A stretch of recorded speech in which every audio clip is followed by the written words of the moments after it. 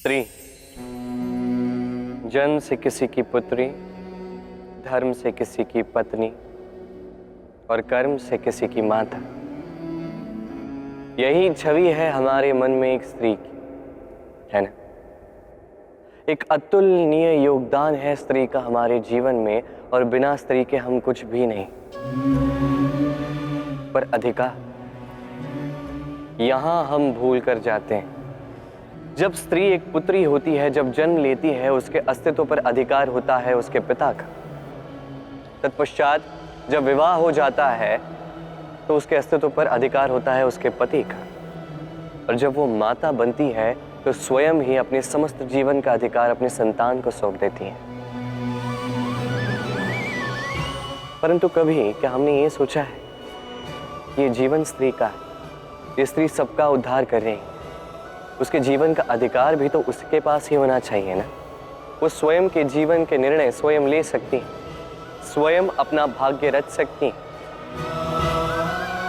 और ये करने के लिए हमें स्वयं को बदलना होगा, सोच को बदलना होगा, क्योंकि ये सोच ये आज या कल की नहीं है, ये वर्षों से चलती आ रही है और वर्षों तक चलेगी यदि हमने इसे नहीं बदला।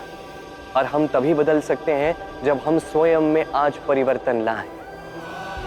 आज के पश्चात, इस क्षण के पश्चात किसी भी स्त्री पर अकारण अधिकार स्थापित करने से पूर्व सहस्त्र बार सोचना, क्योंकि जब स्त्री अपना अधिकार छीनने पर विवश हो जाएगी तब केवल और केवल महाविनाश ही होगा।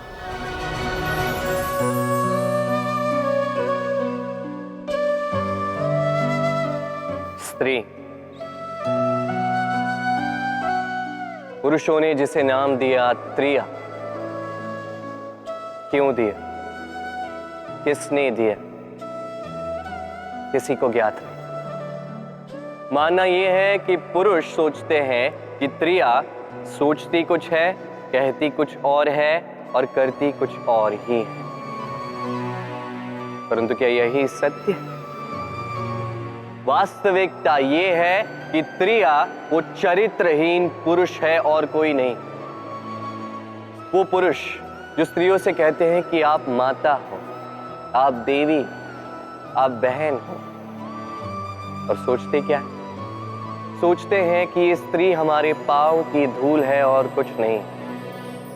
और करते क्या है? उनके सर पर, उनके केशों पर चूड़ामणि लगाकर सोचते हैं कि वो उनके चरणों की धूल है। स्त्री का मान भंग करते हैं, उन्हें दासी समझ लेते हैं। मत भूलिएगा, यत्र नार्यास्तु पूज्यन्ते रमन्ते तत्र देवता। अर्थात जहां नारी की पूजा होती है वही ईश्वर वास करते हैं, और जहां नारी का अपमान होता है वहां ईश्वर और भाग्य दोनों रुष्ट हो जाते हैं। स्मरण रखिए, यदि नारी कल्याणी है तो नारी महाचंडी भी बन सकती। यदि नारी माता बन के जन्म दे सकती है तो नारी मृत्यु बन के विनाश भी कर सकती। जहां नारी का अपमान होगा वहां महान भारत भी महाभारत की ओर जा सकता है। स्मरण रखिए, नारी का अपमान कदापि नहीं हो सकता, और यदि नारी का अपमान हुआ अर्थात आपका विनाश आपके निकट आ रहा है, और ये उसके पहले कदम की पहली आहट है। यदि संतान कोई दुष्कर्म करती है तो क्या उसका अपराधी केवल वो संतान होता है? नहीं। यदि संतान दुष्कर्म करती है तो उसके अपराधी उसके माता पिता भी, जो पुत्र मोह के कारण उसे अनुचित करने से रोक नहीं पाए। अपराधी उसके पितामह भी है, जो अपने उत्तरदायित्व के बोझ के कारण कभी परिवार पर ध्यान नहीं रख पाए, उस संतान को कभी दंड नहीं दे पाए। अपराधी उसके गुरु भी हैं, जो अपने शिष्य के ये कुकृत्य देखकर भी उसे प्रताड़ित नहीं कर पाए। एक भावी राजा का कर्तव्य है कि प्रजा के समक्ष वो एक उत्तम उदाहरण प्रस्तुत करे, परंतु यदि इतना अनुचित उदाहरण प्रस्तुत हो रहा है तो माता पिता का, घर के बड़ों का यह कर्तव्य है कि वो उसे वहीं पे रोक दें,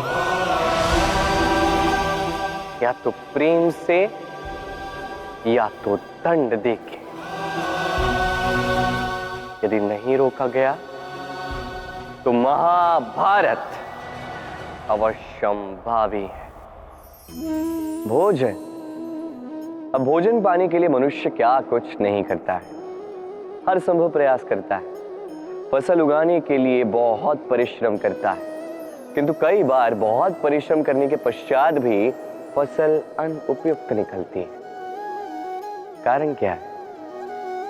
कारण यह है कि आपने परिश्रम तो पूर्ण किया, पर आपका ध्यान उस बीज पर गया ही नहीं जिसे आप बो रहे थे। इसलिए कभी भी किसी भी बीज को बोने से पूर्व उसकी जांच कीजिए, यह अत्यंत आवश्यक है। और उसी प्रकार जब बात आती है कर्म की, तो केवल परिश्रम पर्याप्त नहीं है। उस कर्म के पीछे आपका कर्तव्य क्या है, आपका उद्देश्य क्या है, ये जानना अत्यंत महत्वपूर्ण है। इसलिए कर्म कीजिए, किंतु उस कर्म के पीछे आपके कर्तव्य के महत्व को भी समझिए। आपने कभी किसी साधारण पक्षी को देखा है, जैसे गौरैया? वो क्या करती है? किसी वृक्ष की टहनी पर अपना घोंसला बनाती। अब वहां पे घोंसला बनाना सरल है, क्योंकि सामग्री जो है आसपास मिल जाती, परंतु समस्या है आक्रमण।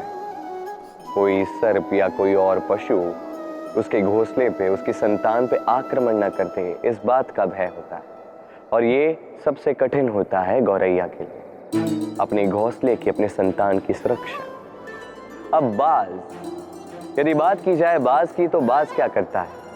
बाज किसी ऊंचे शिखर पर, किसी चट्टान पर अपना घोंसला बनाता है। अब वहां पे घोंसला बनाना बिल्कुल भी सरल नहीं, क्योंकि सामग्री आसपास नहीं मिलती, दूर से लानी पड़ती है। परंतु वहां आक्रमण का भय भी नहीं होता। इस प्रकार उचित रूप से वो अपने घोंसले की सुरक्षा कर पाती है, अपने संतान की सुरक्षा कर पाती है। इसका सार यही है कि यदि समस्या बड़ी हो तो सुझाव भी ऊंचे होने चाहिए। एक बाज की भांति सोचना आरंभ कर दीजिए। जीवन में हर एक समस्या छोटी लगने लगेगी। मनुष्य जीवन में सदैव ऊंचाई पर पहुंचना चाहता है, ऊपर उठना चाहता है, और उसके लिए वो क्या कुछ नहीं करता। योजनाएं बनाता है, षड्यंत्र करता है, याचना करता है, किसी से सहायता लेता है, पर इतना सब कुछ करने के पश्चात भी कई बार मनुष्य ऊंचाई पर पहुंच नहीं पाता।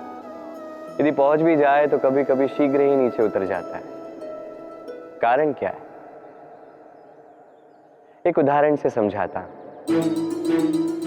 ये है मोर पंख और ये है एक पत्थर। और यदि इस पंख को मैं हवा में उछालता